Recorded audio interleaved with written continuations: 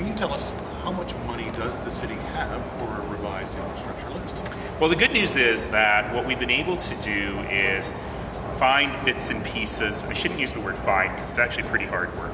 But we've gone through every single business unit to determine what projects are coming in under budget, where we can get the money, determine what flexibility we have in our reserve funds, and so on. And we've created this pool of money.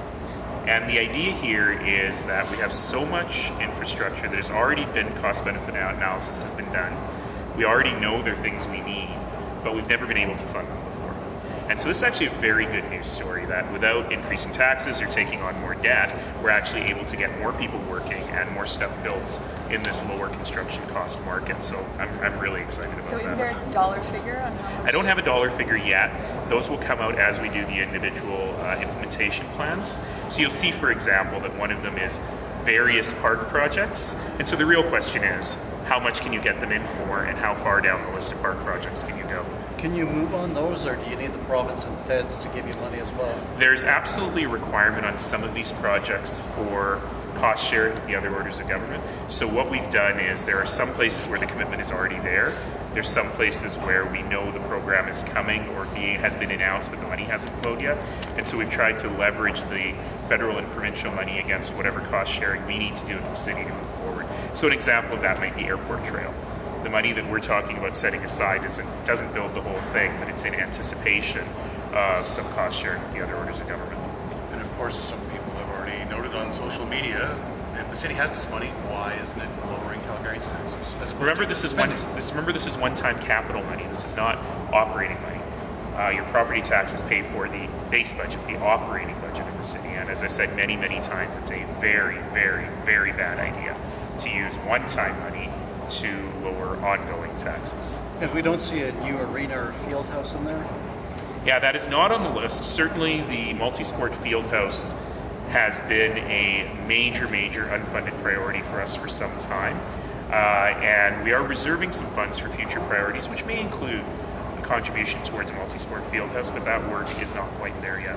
Is that the criteria for all of these things, that they don't impinge upon operating, they don't cost the city more than what you build? Yes, exactly. One of the criteria is that they have to be capital projects with minimal impact to the operating budget, because if you're doing stimulus, but then you have to end up spending a lot of money maintaining the project, that's not the smartest thing to do in this economy. There were a lot of stakeholders that wanted to speak and were allowed to speak today, and a lot of them said the keyword entertainment district.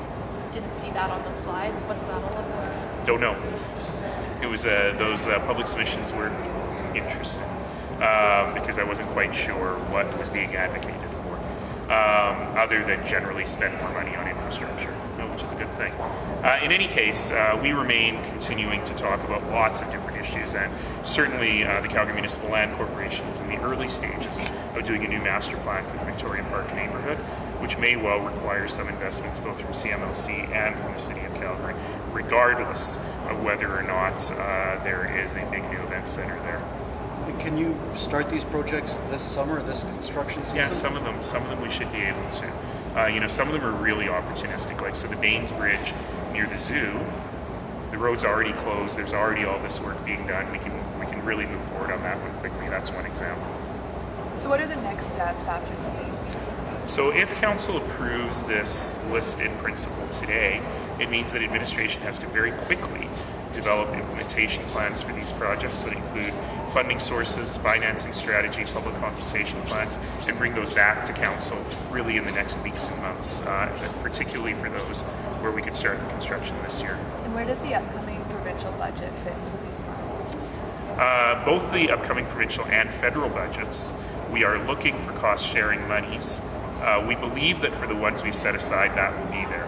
But if, for example, the federal government, as is rumored, is going to put a lot of money on the table for affordable housing, you see affordable housing isn't on our list, precisely because we're waiting for those commitments from the federal and provincial governments, and then we do have some money in reserve that we can deploy very quickly if matching is needed. I do need to wrap this one up. Does that mean that what council will be discussing today is basically a prioritization of the things that are on this list? Well, they're approving in principle, they have the option, and I don't know what they're going to do, they have the option to approve in principle the whole list, which means we're moving forward on all of them. Thanks, guys. I was going to say, you don't know what's in the provincial or federal budgets. That's right. So the stuff that we have, the stuff that's on this list, is presupposing that we actually get the money from previous commitments from those governments. If there are new commitments, well, if they pull back on previous commitments, then we change a lot of things. But if there are new commitments, that's one of the reasons why we're holding money in reserve. And one last thing on flood mitigation, can you Yes. give us a sense of what that is and how it meshes with upstream mitigation? That's a tough one, not because I don't want to answer it, but because a lot of that work is still continuing. So we continue to believe that on the Elbow River, the improvements to the Glenmore Dam, and the Springbank Reservoir, if it makes it through all its environmental assessment, will probably do the job on the Elbow River. It will protect us against a 2013 level flood.